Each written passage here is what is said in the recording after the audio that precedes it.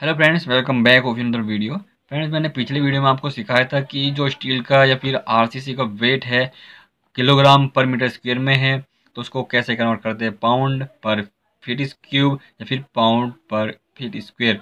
तो कुछ basics point है जो आपसे शेयर कर रहा हूँ, तो वीडियो को लास्ट तक देखते रहिए। ये वीडियो बहुत हेल्पफुल रहेगी आपके लिए। चलो शुरू करते हैं।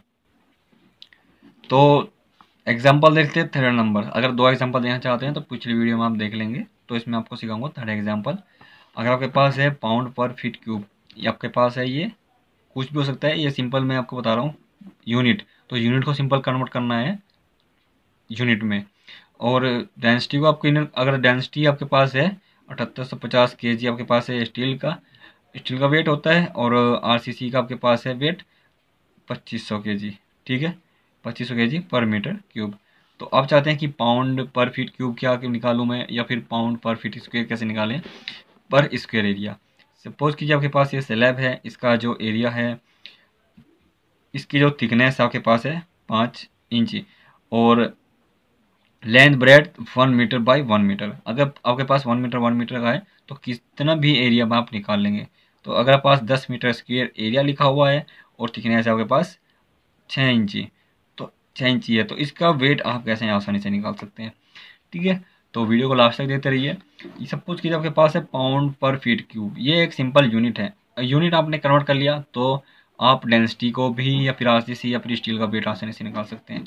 यही इसी मेथड से आपका स्टील का वेट निकलेगा, इसी मेथड से आपका आरसीसी का।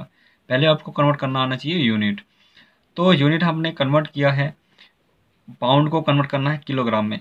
तो आपको पता है 1 किलोग्राम में होता है 2.05। 1 केजी होता है आपके पास 2.205। ये आपके पास है पाउंड। अगर हम A1 पाउंड की बात करते हैं तो 1/2.205 केजी होता है। ये आप तो जानते हैं, सिंपल। ठीक है, ये आपके पास है बड़ी यूनिट और ये छोटी यूनिट। और छोटी यूनिट को सिंपल बड़ी यूनिट में कन्वर्ट करेंगे तो सिंपल भाग ही होगा ना। अगर इससे इसमें जाते हैं तो गुना होता है, इससे इसमें जाते हैं तो भाग होता है। कोई भी छोटी यूनिट बड़ी हमेशा याद रखना, अगर बड़ी से छोटी यूनिट में जाते हैं तो आप गुना करते हैं, छोटी यूनिट से बड़ी यूनिट में जाते हैं तो भाग करते हैं। ठीक है, अब देखिए 1 मीटर है, 1 मीटर का गुना करेंगे मिलीमीटर में तो वो गुना कराइए आप, और 1 मिलीमीटर में से जाते हैं मीटर में तो भाग करना होता है। ठीक है, अगर आप 1 मिलीमीटर में से सिंपल 1 मीटर में गुना भी करेंगे तो वो आपके पॉइंट में आएगी, पॉइंट में ऑलवेज पॉइंट में आएगी।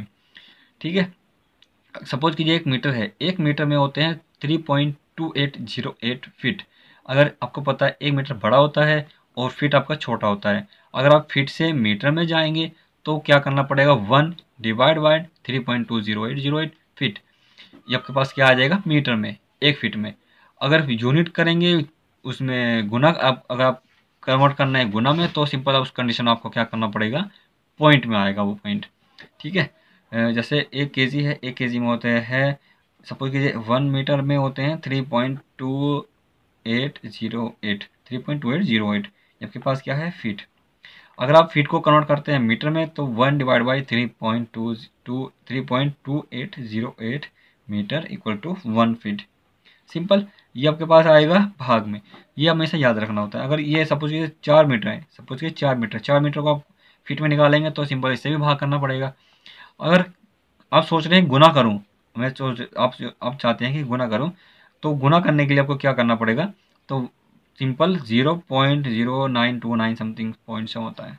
ठीक है, तो सिंपल इसको अगर एक फीट में गुना करेंगे तो 0.3048 मीटर होंगे 1 फीट में, अगर आप गुना करेंगे तो।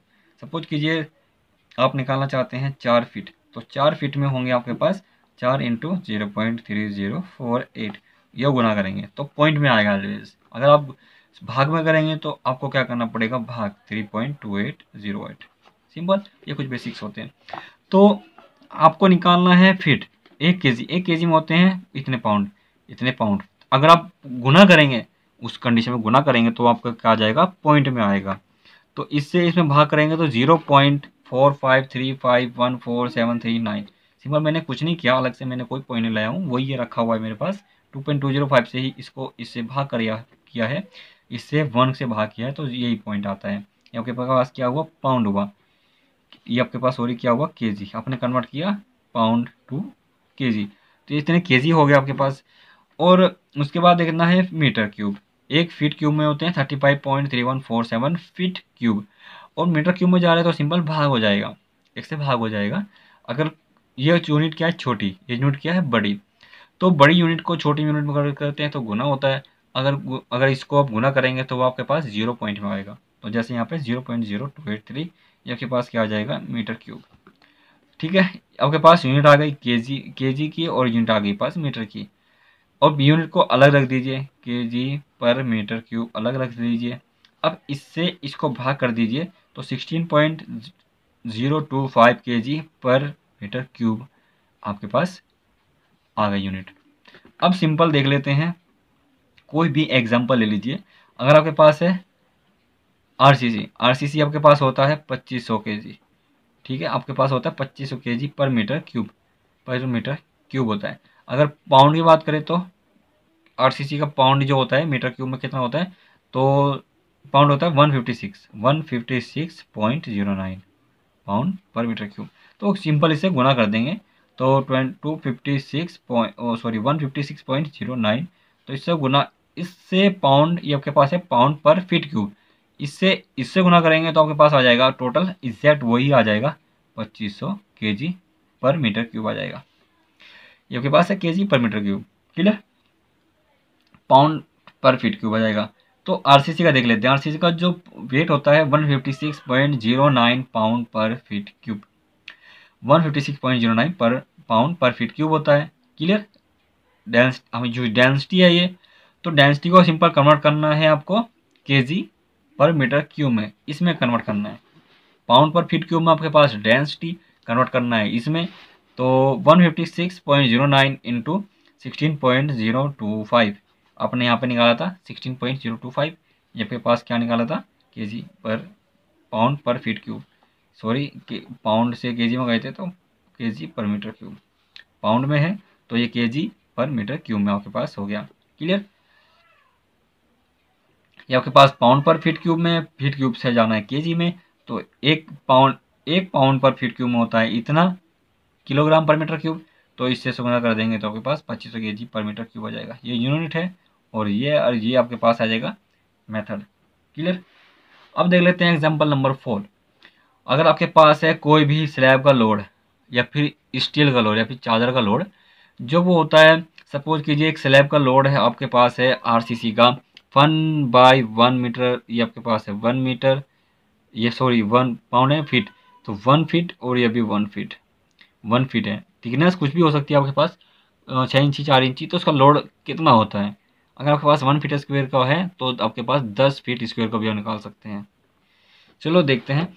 तो कन्वर्ट करना आपके पास केजी पर मीटर स्क्वायर, यूनिट से यूनिट में कन्वर्ट कर रहे हैं, तो पाउंड पर फीट स्क्वायर आपके पास, तो एक पाउंड में होते हैं किलोग्राम, कितना होते हैं 2.205 केजी, एक पाउंड में होते हैं इतना केजी, ये अपने यूनिट कन्वर्ट कर ली केजी, और फीट स्क्वायर आपने कन्वर्ट करी मीटर, तो 1 मीटर में होते हैं 10.76, तो 1 मीटर स्क्वायर बराबर होते हैं 10.76 फीट स्क्वायर। अगर हम बात करें तो 1 फीट स्क्वायर की बात करते हैं तो 1/10.76 मीटर स्क्वायर, क्लियर। अगर ये तो वह भाग 1 मीटर फीट निकालने के लिए, अगर गुना करते हैं तो क्या आता है आपके पास 0.092936, इस तरह से कोई पॉइंट आता है। तो सिंपल आपने इससे भाग किया तो 0.09396 आता है, इससे भाग करते तो 0.45351439 किलोग्राम आता है। तो ये आपके पास यूनिट आ गई केजी, ये आपके पास केजी में आ गया, और ये आपके पास मीटर स्क्वायर में आ गया है, क्लियर। तो इस यूनिट को आप अलग रख दीजिए, केजी पर मीटर स्क्वायर अलग रख दीजिए, और इससे इसको भाग कर देना है आपके पास, तो 0.2049 समथिंग कुछ आता है, तो इससे बड़ी यूनिट ले लेंगे तो 0.205 केजी पर मीटर स्क्वायर। तो आपके पास केजी में आ गया है, तो कितना हुआ, ये आपके पास केजी पर मीटर स्क्वायर, क्लियर। तो आपके पास केजी पर मीटर स्क्वायर में एरिया आ जाता है। एग्जाम्पल देख लेते हैं, आपके पास एग्जाम्पल है, सपोज कीजिए आपके पास स्लैब का वेट है 156.09 पाउंड पर फीट क्यूब, ये आपके पास है डेंसिटी, ये आपके पास है डेंसिटी, इतने मीटर क्यूब में इतना वेट होता है। आपको निकालना है थिकनेस, भाई इतनी थिकनेस है मुझे निकालना है, इतना वजन कितना होगा, ये आपके पास है थिकनेस, क्लियर।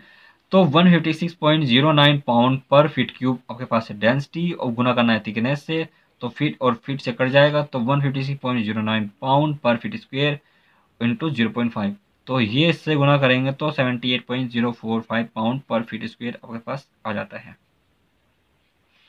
क्लियर, ये पाउंड पर फीट स्क्वेयर आ गया आपके पास। अब आपके पास स्लैब का लोड है पाउंड पर फीट स्क्वेयर, आपको कन्वर्ट करना है केजी पर मीटर स्क्वेयर में, तो आपने कन्वर्ट किया था पाउंड पर फीट स्क्वेयर। पाउंड पर फीट स्क्वेयर बराबर होता है यहाँ पे पाउंड पर फीट स्क्वेयर, 1 पाउंड इसके बराबर होता है इतने के, जो आपके पास है क्या 1 पाउंड, 1 पाउंड पर फीट स्क्वेयर के बराबर होता है ये इतना। तो टोटल पाउंड कितना आपके पास 78.045, तो गुना कर देंगे टोटल, तो आपके पास 15.99 kg पर मीटर स्क्वेयर, तो इतना लोड आया हुआ मीटर स्क्वेयर में।